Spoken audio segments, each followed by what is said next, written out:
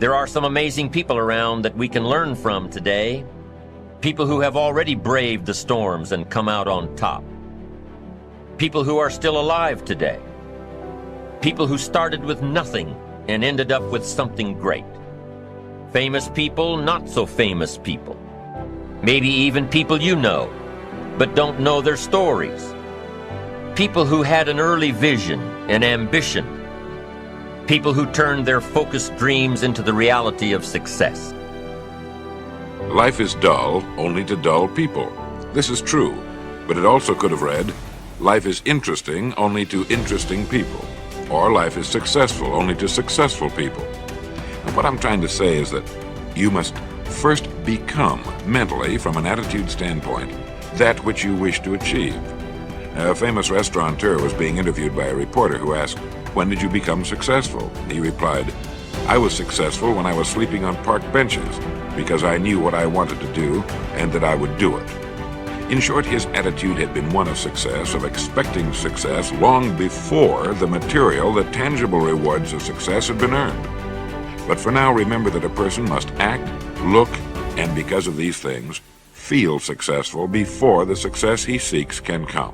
We must learn from personal experience. Pretty simple. Learn from what happens to you. Take a look back over the last few months. Did you make some mistakes? How could you correct those for the future? Take a look back over the last year. Have you done it right or done it wrong? Let's correct it for the next year. Don't drown in a sea of your own negativity when you can float on the ocean of life. You are meant to be a wonderful, loving expression of life. Life is waiting for you to open up to it, to feel worthy of the good it holds for you.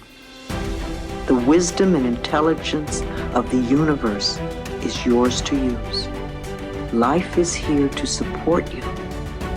Trust the power within you to be there for you. The moment you start feeling abundant and worthy, you are generating wealth. The moment you're empowered and feel it, you're beginning to step towards your success. The moment you start feeling whole, your healing begins. And when you love yourself and you love all of life, you'll create an equal. And now you're causing an effect.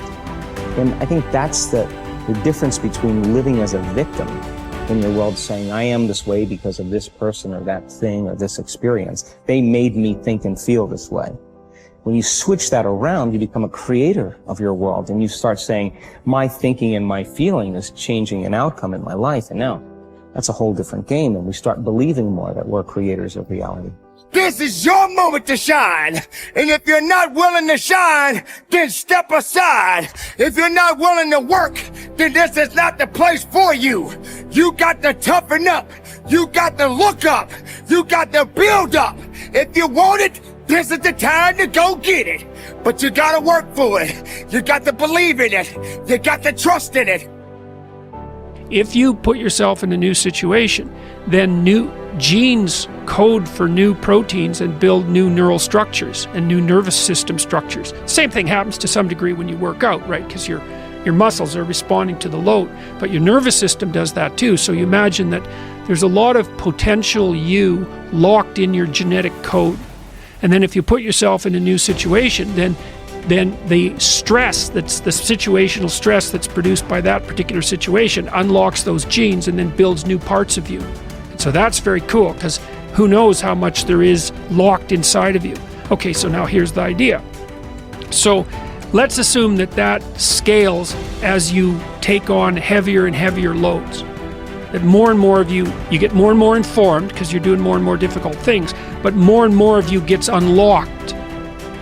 And so then what that would imply is that if you got to the point where you could look at the darkest things, so that would be the abyss, right? That would be the deepest abyss. If you could look at the harshest things, like the most brutal parts of the suffering of the world and the malevolence of people and society, if you could look at that straight and directly, that would turn you on maximally.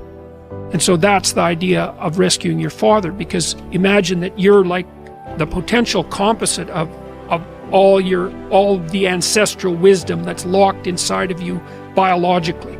But that's not going to come out at all unless you stress yourself, unless you challenge yourself. And the bigger the challenge you take on, the more that's going to turn on. And so that as you take on a broader and broader range of challenges and you push yourself harder, then more and more of what you could be turns on, and that's equivalent to transforming yourself into the ancestral father, into all, because you're like the, what would you call it? You're the consequence of all these living beings that have come before you, and that's all part of your biological potentiality. And then if you can push yourself, then all of that clicks on, and that turns you into who you could be. That's the re-representation of that positive ancestral father. So that's why you rescue your father from the belly of the beast. Acknowledgement is crucial to beginning. You have to dig deep and face yourself in stark reality. What do you think about yourself? Acknowledge your qualities and your flaws, not what your family and friends think about you. And what do you think? How do you feel about yourself? Objectively look inside yourself. You might think that is an overrated mainstream idea, but I promise you it is an imperative step you must take, and a big problem. Consciousness will take shape only if you start thinking about it. First, you have to understand your virtues and flaws. Then you have to begin to speak about them, not advice-seeking, but stating as facts. By speaking about them, I mean you must stand up and say, hey, this is me, I am this person. And it will hurt. Let's say you were blindfolded for 10 or 15 years. If after many years you choose to remove the blinders, when you open your eyes even the slightest bit, it will hurt as hell. So first you have to acknowledge that opening your eyes will be painful. Most of those who get this far will quit and fail because they fear pain and they fear failure. A lot of what-ifs will appear in front of them, and a lot of possibilities that might lead to failure. So they decide to do nothing, and they stick their heads back in the sand. Will you also do that? I know you won't. You are better than those who choose to be blind. You will keep going. What comes next in the process of recognizing a life that lacks confidence? After the pain, or shall I say during, you will start to recall one by one all the chances you missed, all the possibilities you didn't take, and all the time you wasted. It is important to take these lessons and promise yourself it won't happen again. But don't spend too much time regretting a wasted past. Stay in the present, leave the past behind, and act now in a way to improve your future. Prepare yourself for some further disappointments. You who are starting to see straight will realize the friends around you are not so perfect as you thought they were. You will see their blindness and how they mismanage their lives. Don't start mocking them. Don't tell them how stupid they are because they haven't asked for your opinion. You must know they are not yet ready to open their eyes. This process has to start from within. You don't achieve worthwhile goals quickly or easily. They take time. They take struggle. They take relentless pursuit, day in and day out. That's what it takes. But also, things don't usually fall apart quickly either. At least at first, it's a slow process. A little slip here, a little setback over there, a little wearing down of discipline and will over time. That's the thing. Success and failure are generally slow processes, either slowly building things up or gradually tearing them down.